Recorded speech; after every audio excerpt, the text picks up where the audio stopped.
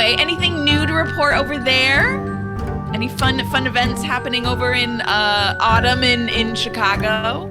No.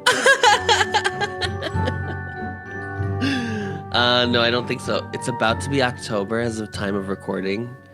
Yeah. Which is very exciting. 2 days. It's the 29th. In mere days. So we're in the thick of spooky season. Oh, I love it. I love when autumn hits. Like I posted, it's like that. What's that? That sound on. It's probably on TikTok as well, but I've heard it on Instagram where it's like, how I love being a woman. That's me in fall. I'm like, how I love being in autumn. I'm just like, it'll be like raining as well. And I'm like, I don't care. The leaves are changing color. I love it. Yeah. It's great. I really didn't used to like fall as a kid. I mean, it was fine, but I feel like as I've become an adult, I've like had an appreciation for fall that I did not used to have. Yeah. I used to love spring, but spring I feel like makes sense when you're a kid because you're like, oh my gosh, it's almost summer. Like it's warming up. Yeah. It's my birthday.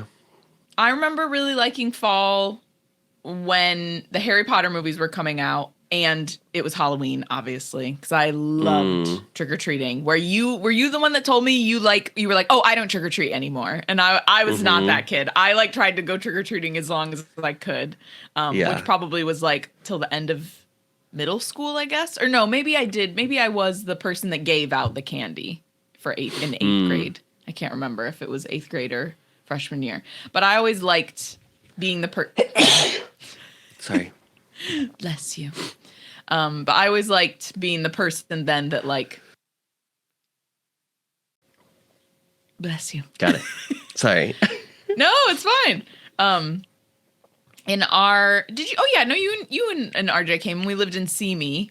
We in that really cute little apartment complex. Loved that apartment complex. No one went trick-or-treating though. So we would always put out like Halloween candy, and then like our neighbors who had kids, that their kids would take them. And if they had some friends, they would take the candy. But we would like decorate our whole little porch and everything. And no one came to get candy. Yeah, when we lived in Orlando, nobody came to like around the complex. Apartments, yeah.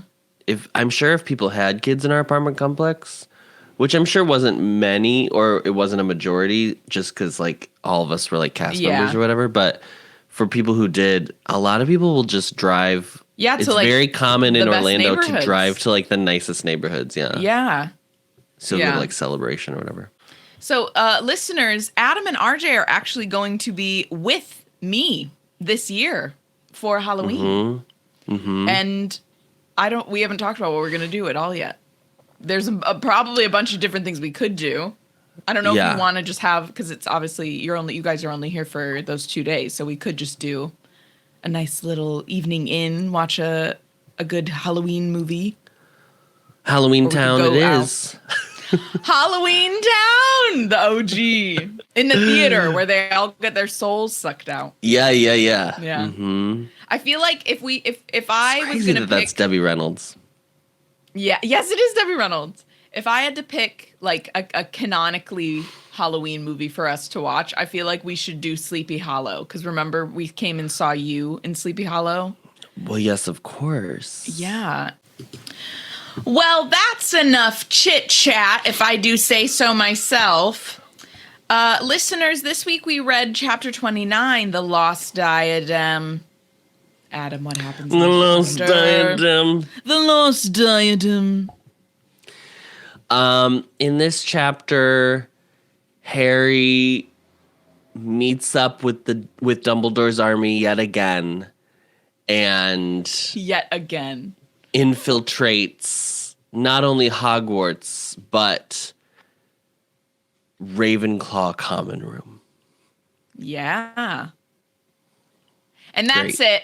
But that's it, though. That's it. So Thank you we've so gone much to for all listening. the common rooms that we're going to go to in this series. I know. She didn't feel like it was necessary to add in the last one. Didn't she said at one point that what she had meant for us to go to Hufflepuff at one point, but then it just like never went anywhere. And I was like, all right. I don't even know when she would have had a chance. Yeah, I mean, like when it would have been opportune. I don't know. Sorry, I gotta open the door. I feel like the only time would have been like book 4 with Cedric. But he's like I think that maybe that was it. That's when she was planning for it to be a thing. But even then, why would Harry like? It doesn't really make sense. And famously, Hufflepuff would be the easiest one to get into. Yeah. Helga Hufflepuff. And then you're in. And then you're in. Anybody can go Hufflepuff. in. Yeah. It's just a hangout room. Maybe that's where all the other students are just hanging out with their friends. If you don't want to hang out like in the common areas or whatever. I do like though that like the houses that were founded by male founders. Oh, sorry, did you hear that? That was just Kiki barking. The houses that were founded by male founders, it's like just like a word, a password. But the female founders, one is like a riddle, a hee hee hoo hoo, and then like Helga's is just like, and then you knock, ah, ha, ha, rhythmically, a rhythmic knock. Oh, yeah. The women aren't very concerned with security, apparently. Yeah. The women are like, let's make it fun. You know what? Our lives are too stressful. Salazar and Godric were like, we're doing 2-factor authentication. You're gonna get a text to your phone, and you're gonna have to repeat that back to the fat lady. Yeah. Okay. Neville has appeared in the painting from last week. Yeah. He is battered and bruised. He looks like shit. You're a rat, bitch. And they're literally like, you look god awful. And he's like, oh, you can't even imagine. Seamus is so much worse than me, girl. This isn't even that bad. Trust me. Just wait till you see Seamus. So they go down this path. This is before. Okay, wait, hold on. I already skipped like 3 notes. I'm looking at my paper and I already skipped 3 notes.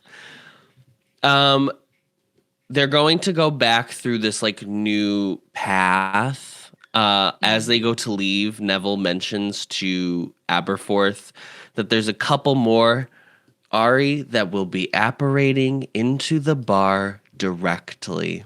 Mm-hmm. So this is the thing? Y'all know this is like our Achilles heel, the transportation bits in this book. These books, not just this one.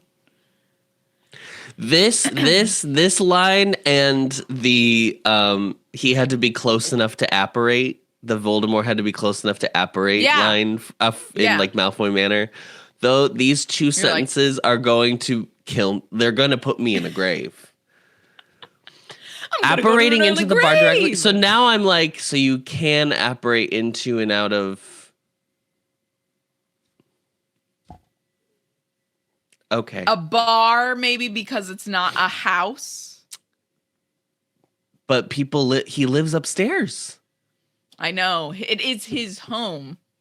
Do you do we think that the spell like knows like, well, this is a mixed use space, so we can apparate into there? Yeah. It's like because it's the order. Is he letting the order? But this is what I'm saying, that it's like even for the order members that we know, like Grimmauld Place, which was literally the headquarters of the Order of the Phoenix briefly. They had to apparate directly onto the stoop. So even with that, but this it's okay. They must have just changed something and we're supposed to just be like, okay. I just don't think she had made a conscious choice as to what it was directly. Kiki. And so it just changes every little time. She's just like, anyway. I gotta get to, the end here. Because she's written herself into a corner. They have to come. There has to be more people that come in this chapter. And she said that the entire village of Hogsmeade has this caterwauling curse. So like, she's written herself into a corner. They have to apparate. They're not. They can't flu powder because the Ministry controls the flu network. Yeah. I guess they could port key if they had thought if they knew how to make port keys. God. Anyway. So on his way out, Harry thanks Aberforth for saving their lives twice. Obviously, tonight from the caterwauling curse and the Death Eaters, but also previously when he looked into the mirror and asked for help. Mm-hmm. I guess I didn't even realize because Harry had never actually used the mirror ever. And I mean, while Sirius was alive even and had the mirror, I didn't realize you can talk through it. I didn't realize it was like, in my mind, I was envisioning the mirror from Beauty and the Beast, where you just see what's going on the other side. Yeah. Take me back to the day Belle and Beast fell in love. Some other things we find out while we're on this little walking path from Hogshead to Hogwarts. Yeah. Terry Boot, our good friend Terry Boot, was beat up for exclaiming in the Great Hall about the Gringotts story that they'd read in the paper. Yeah. Which I'm even shocked that the Daily Prophet ran that story. Yeah. Yeah. That was surprising to me. And then we also find out more about the Carrows. So we've kind of heard a little bit about how the Carrows are now at Hogwarts, but now we learn what their roles are specifically. So they're in charge of discipline. And Harry's like, oh, like Umbridge? And he's like, no. They make Umbridge look like... Yeah, he's like, that's not what this is. A docile, little creature. They are one of the new fun activities you get to do is people who are in detention, they get to practice people get to practice the Cruciatus Curse on them. Yikes. Because Defense Against the Dark Arts is now just Dark Arts. Dark Arts, yeah. Taught by Amicus Caro. And that's one of the things they're learning is how to cast the Cruciatus Curse. And they are so horrified that this is happening and had no smoke for Harry when 2 chapters ago he used the Imperius Curse. Hello! I understand Cruciatus is a very different spell. Different. Yeah, sure. But you're like... Yeah. Mm-hmm. So that was interesting to me. So that's what Amicus is doing. We also learned that Electo Caro, who's the sister, is teaching Muggle studies. And that she's basically like, they're rodents, they're rats, they're disgusting. And so Neville has talked back. Neville's gotten in trouble because he's standing up against the system. Mm-hmm. King. Yeah. Power to the people. And they're like, well, you shouldn't, it's not worth it to have, a smart mouth, right? Like, if you're going to get hurt over it. And he's like, don't worry, they're not going to do much to me. They don't want to spill pure blood. They want to protect us to some extent. Yeah. Mm-hmm. This is when we find out that they're still communicating via the gold coins. Dumbledore's army still basically exists. And they were doing a bunch of stuff earlier in the year. They were kind of having surreptitious meetings. They were underground, But as it's gotten more intense, they haven't been able to do as much. So the first thing that happened was Luna got taken, which we know she got taken off the Hogwarts Express because of her dad. Yeah. Then Ginny got taken at Easter.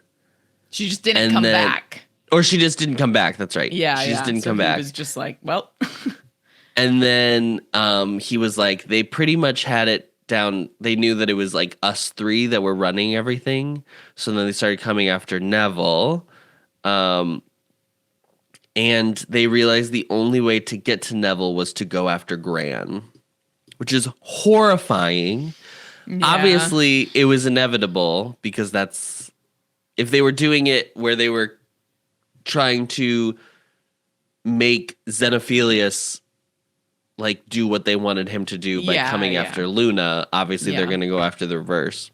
Mm-hmm. But They underestimated Miss Gran, honey. Oh, they did. Mm-hmm. Honey, she was not having it on this day, honey. No. Dawlish is now in St. Mungo's. It's and always she's on the Dawlish lamb. as well. It's she's on the lamb. Dawlish. She's on the lamb.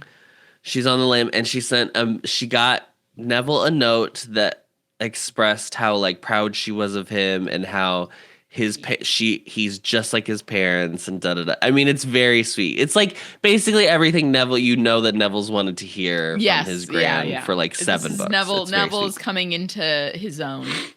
Okay, so they reach the end of the pathway. They come into this big room that has decor of Hufflepuff and Ravenclaw and Gryffindor on the walls, and there's like hammocks and there's brooms on the side and there's like a bunch of stuff.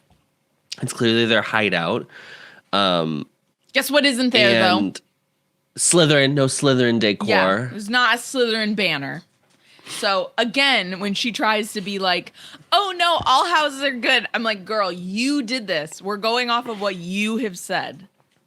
You could have had, even if you wanted to emphasize that it was very few Slytherins, you could have had one Slytherin in this like group. Blaze Beanie could have been in there. They probably wouldn't have trusted whatever Slytherin, to be honest, that tried to show up. But this is the Room of Requirement. It has become a secret hideout.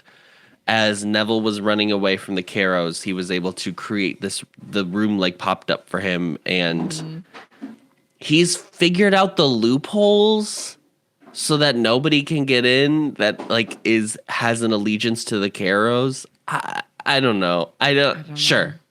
Great. Yeah. Sounds good. Love it. After like the first day and a half of being like stuck in this room, he wished he could like have something to eat because he can't eat. Mm-hmm. And then that's when this portrait appeared that with this pathway that connects back to Hogshead. So like Aberforth's been making him food. It's so funny as well too, because that basically just means like, well, one, yes, Aberforth is feeding all of these kids that just like aren't eating. But then also he literally would have just like looked at a wall and then like the portrait of Ariana would have just been there. So she would have just been like, hey. And he would have been like, oh my God, hey. And then she would have been like, you hungry? My brother will make you something. Come with me. I think it's funny. Like, how does the Room of Requirement have the other end of Ariana's portrait? Don't ask questions. Don't ask questions. She was never even a Hogwarts student. There's no connections from Hogwarts to the Hog's Head. That we know of. Sure, Jan. The Room of Requirement is the strongest magic in the wizarding world. Like, that is what we've learned today. Yeah. So as people started like fleeing the Carrows' reign of terror, a bunch of like the Dumbledore's army kids have like joined Neville and are now living in this place. Yeah. We do get a mention that only once girls started arriving was there a bathroom that the room added. What was this? Where were the boys going to the bathroom? She's obsessed. Where were the boys going to the bathroom then? The boys were peeing in a corner They were peeing in a corner, but like, why does your readers are not thinking of this? I promise you. She is It was always there. We learned that. It was always there. It really was reading the series. You're like, oh boy, the signs were right there. All the flags were red, honey. All of them. Yeah. Every single one. As at this moment that Harry flashes into Voldemort.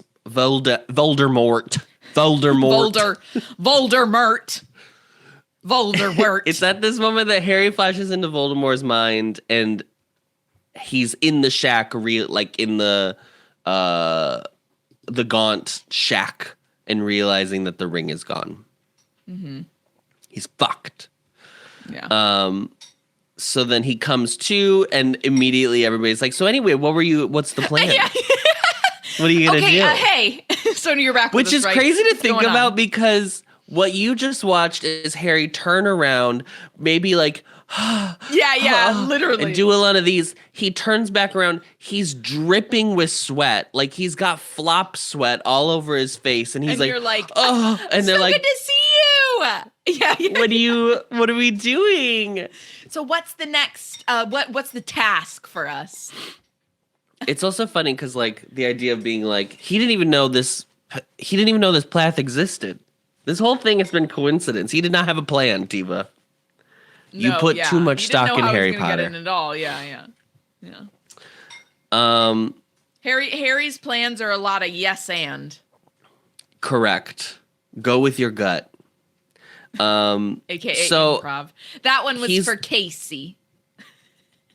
Great. Her little improv. She's not listening, but sure. I know. She's not a Potterhead. He says, like, they're like, so how do you want us to help? He's like, well, it's a bit of a secret mission, so it's a bit of us three, and then you guys don't need to know anything. Yeah. So sorry. And they're like, well, let us help. And he's like, no. And they're like starting to get a little bit upset. And right then is when Luna and Dean just show up. They just walk right out of the portrait. Yeah. So welcome back. Luna's like, oh, we got the little galleon that let us know that it's time. Harry Potter's here. He's got a mission. Galleon, Adam? It's so big. We've got this massive galleon. So those like chocolate the massive chocolate coins. That's like what they have. They're like, I like the idea that the galleon, because it's supposed to just look like a regular galleon, but it's actually but it's actually 3 times the size of a regular galleon. Oh wait, no, this isn't as dang it. I was hoping this was going to be bigger. I was like, I got my galleon. Yeah, there you go. Got it. Coaster. Yeah. She's like, I got the message that Harry's back. We've got a mission. We've got a plan. We're gonna revolt. I'm ready. Yeah. And Harry's like, revolution. I don't know. I didn't say. None of that came out of my mouth. People sing. This is what everyone coming out of the portrait is like with their French flag. It's the part of yes. The wizards. It's the part in Les Mis where they're like where they start really quiet. And it's like, do you hear the people singing the song of angry night? As he's like talking and he's like, okay, hey, hi, no. He's like, whoa. So that was the plan. Or that they want to plan. He doesn't have a plan, as we've discussed. But they say it's time to revolt and overthrow the Carrows. I do like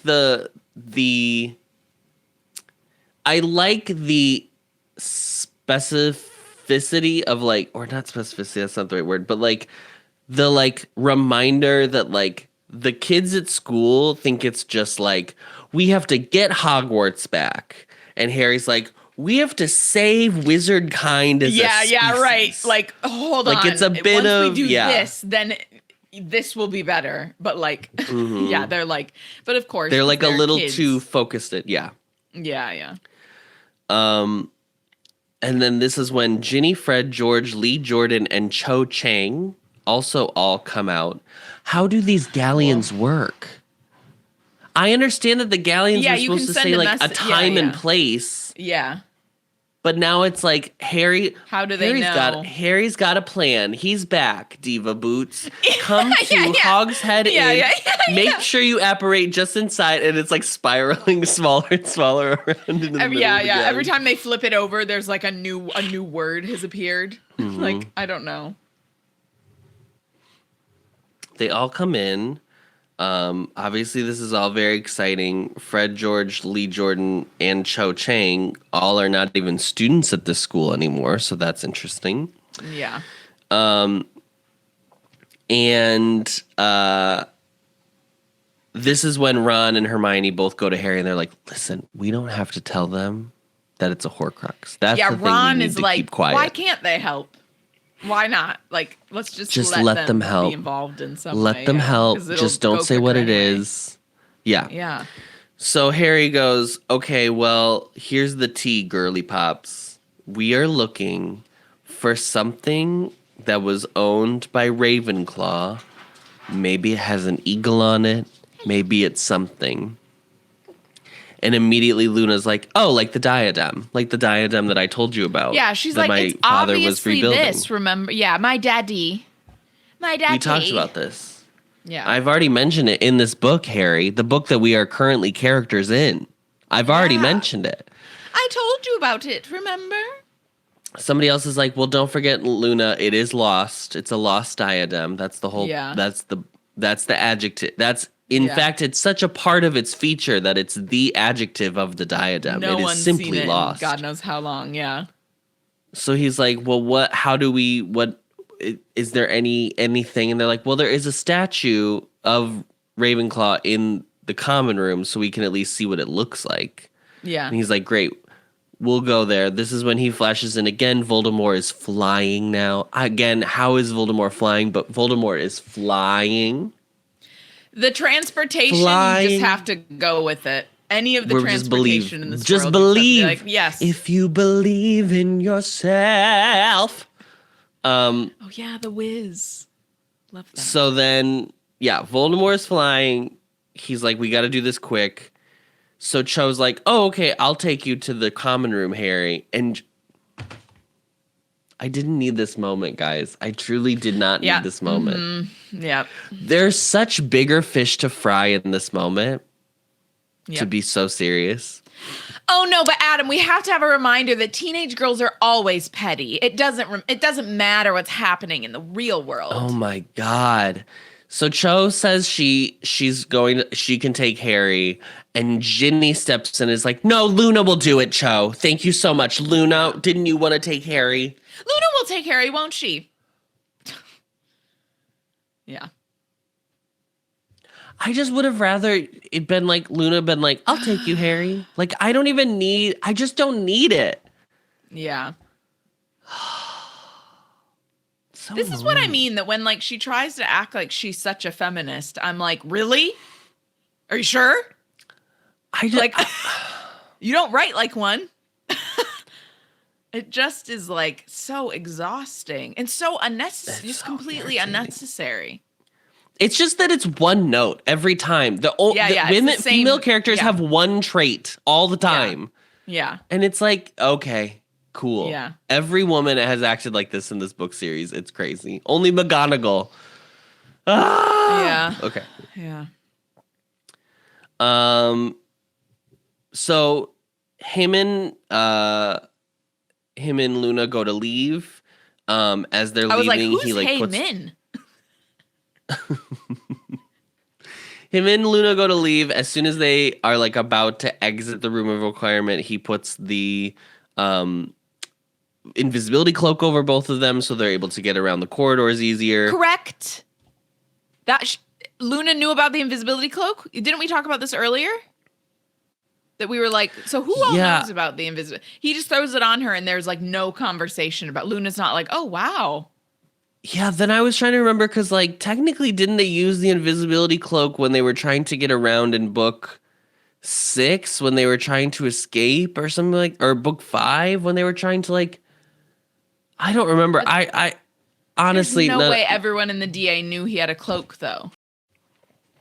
So that was also this one. There's a lot of things in this book like this where you're like, wait, hold on. Who knows about this? Yeah, because but like, was it supposed to be a secret? That's where I would like there to be a little line that Luna was like, what a delightful cloak you have. Like, something. Yeah. Oh, is this Death's? I've heard this is exactly like the cloak Daddy told me Death had. Like, hello. Yeah. The cloak from the Hollows. It's one of the Hollows. Yeah. Oh, Daddy. My daddy told me about the Hollows. As they exit out of the room of requirement, it just drops them into a random locale now. That's how the room works. It's updated its powers, and it just deposits them somewhere in the castle. Apparently. So he reaches into the pouch around his neck and fishes out the Marauders map. I forgot this pouch existed at this point. He's where- been wearing it the whole time. Didn't they take the pouch from him? He's been wearing it the Oh my god. This pouch had to be in Hermione's pouch, and he just recently took it out. I don't know. It just really made me laugh that it was this serious. It just really tickled me because I don't think he was. Do you think he was? I don't think he was keeping the cloak in there. So he had to have taken the cloak from Hermione. It doesn't matter. Yeah, I don't it truly know. doesn't matter anymore.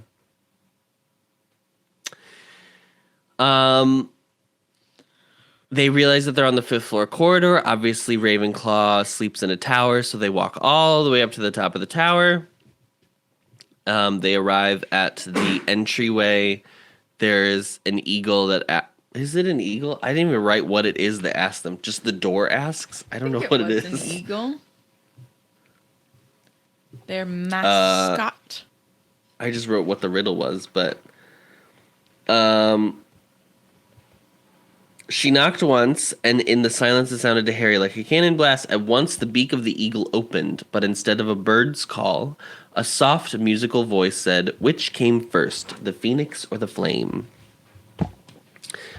So that's the riddle. This is how we realize that Ravenclaws have to answer a riddle every time they want to go to sleep.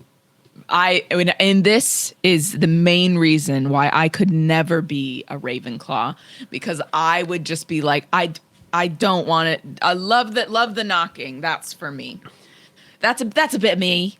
That's a bit of me. Every time I want to go sit down or change my clothes or grab do a my bag hair. I forgot. Yeah, or do my hair. Like, come on. The way Ravenclaws have to be traveling in packs, because at some point, even if you're that intelligent, you would get annoyed that you have to do this every time you want to open the door. Yeah.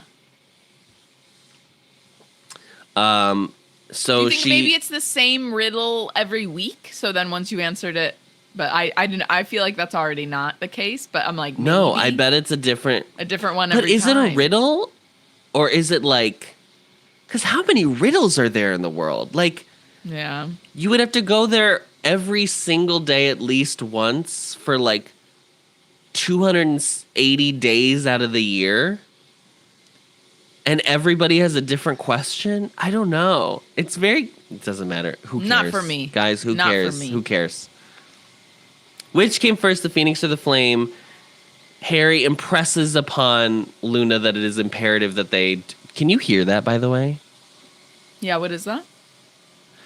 They're like doing construction on the street.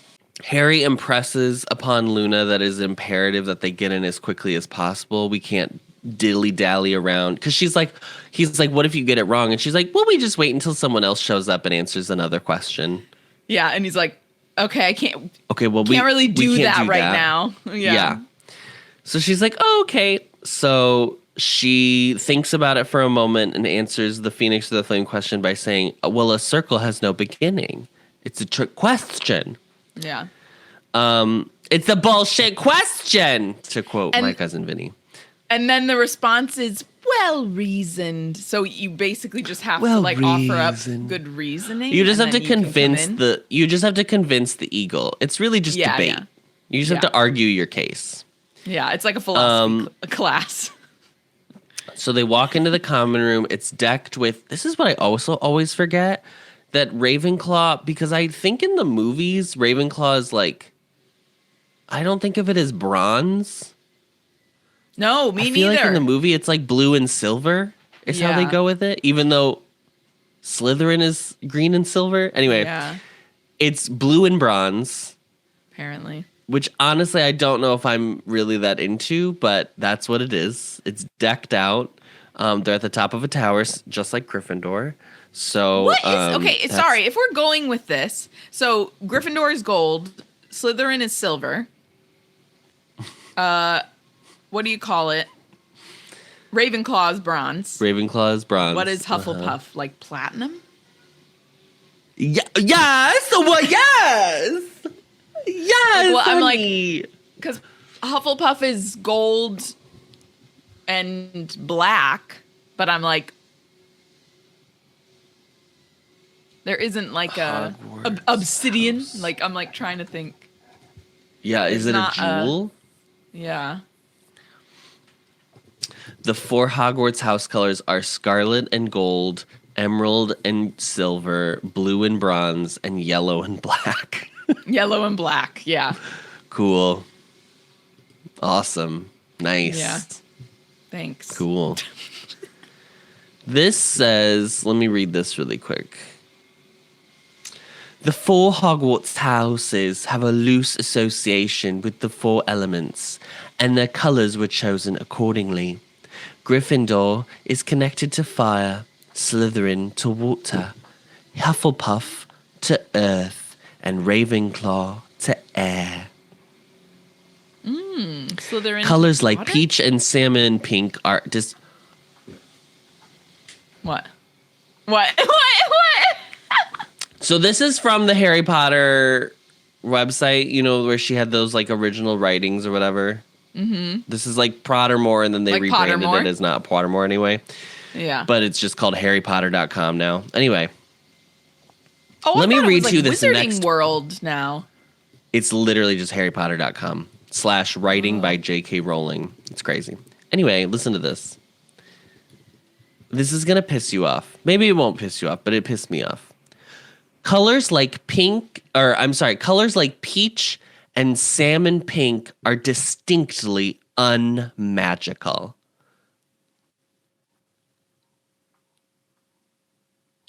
God, she will not let it go. She is. My God. What was it again? Pink. Colors like peach and salmon pink are distinctly unmagical and therefore much favored by the likes of Aunt Petunia. On the other hand, shocking pink, as sported by the likes of Nymphadora Tonks, conveys a certain punky, yes, I've got a muggle-born father and I'm not ashamed of it attitude. Whatever, girl. She is a fascinating person. Gosh. I'll say that. Jesus. Okay. They get into the common room. They see the statue. They walk over to the statue. Harry examines the statue on the statue itself. And the diadem is like a little circlet that sits atop Rowena Ravenclaw's head. Yeah, similar to Fleur's tiara, apparently. Similar to Fleur's tiara. Which is weird because I would not describe a tiara as a circlet at all. Do you know what I mean? I feel those are like, two different objects. Yeah, I guess maybe the tiaras that do sit on your head just as like a band, but that's not really what they use in the movie either. It doesn't look like that. So I don't even think that would be called a tiara. Like a tiara maybe that is like technically you can consider it, but like in my mind a tiara is like a small tiny crown. Like it's like boop. Yeah.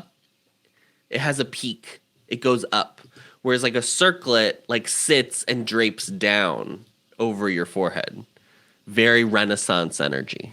Very Ren Fair. Yeah. I'm trying to see if I can find a photo of what they use now. Ravenclaw's diadem. Yeah, like that's a tiara. Yeah. So in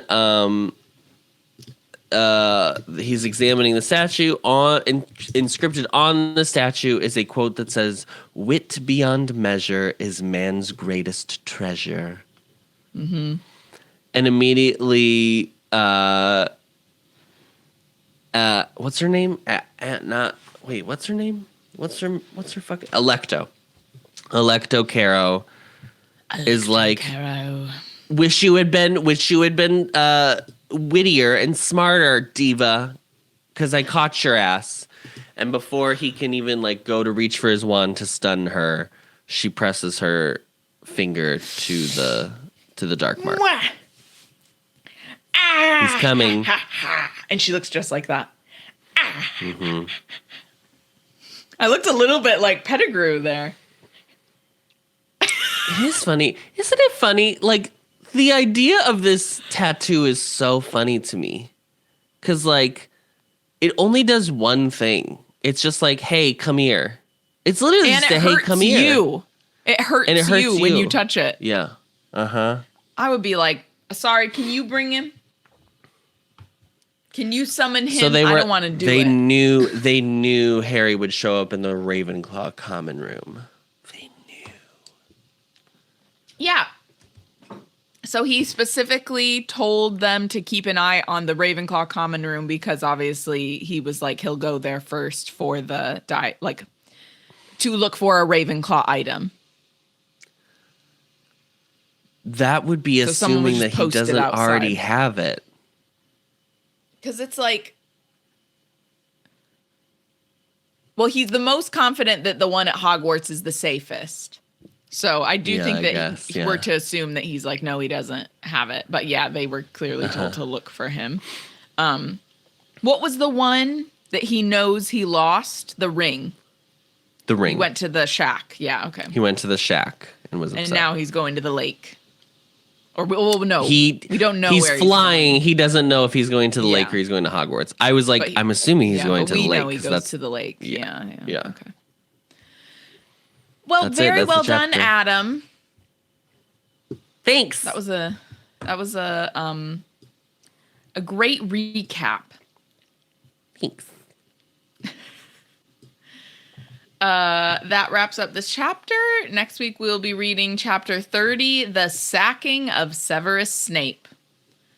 Damn, we are like really flying. Every time we finish a chapter, we're just like wow, Voldemort. We're close. Flying. We're flying. Flying. We have a comment from our beloved Tabby Martha. Tabby Martha says, Adam, stop questioning wand allegiance and just accept that Joanne is smarter than everyone and totally fully thought this through and had this allegiance system in place since the first book. Also 5 stars, another great episode. Yeah, Adam. Listen to what Tabby Martha said. Don't question. Never question. Exactly. Never question. Thank you. We love hearing what you guys think. So keep those comments coming. You can find the podcast on Apple Podcasts, Spotify, or wherever you find your podcasts, as well as video versions on the Ampliverse YouTube channel and Spotify. As always, don't forget to rate, review, and subscribe so we can get a perfect Newt score. 5 stars only, or else you will have to enter a room. The room of requirement. You got it. And then everyone that you didn't know was going to come to the room of requirement shows up behind you and demands to know what your plan is when you don't have one. Great. Perfect. I mean, for me as a person that has anxiety, that sounds very scary to me. Sure. Like, so what's the plan? I'm like, I'm sorry. So sorry. You're asking me if I did. If I have a plan. I didn't know you'd be here. Yeah. If I'm going into a situation like that, I very much will have a plan. So I am not a person that shows up and is like, it'll come to me. We'll just take once them I'm out. There. Yeah. Yeah. So or else that'll happen to you. So 5 stars or else. Great. And don't forget to follow us on Instagram at HP Anxious or YouTube at The Ampliverse. We are hosted on Spotify for podcasters, so thank you to them, and are a proud member of The Ampliverse. Check them out at theampliverse.com. Adam, thank you so much. Ariana, you're so welcome. Adam, I forgot. Adam Forth, thank you so much. Oh, God. I can't wait. I feel like someone will definitely, if people watch till the end, someone will have to have left a comment about that. Adam Forth and Ariana from here on out, guys. Gross. Signing off. And as always. Hey.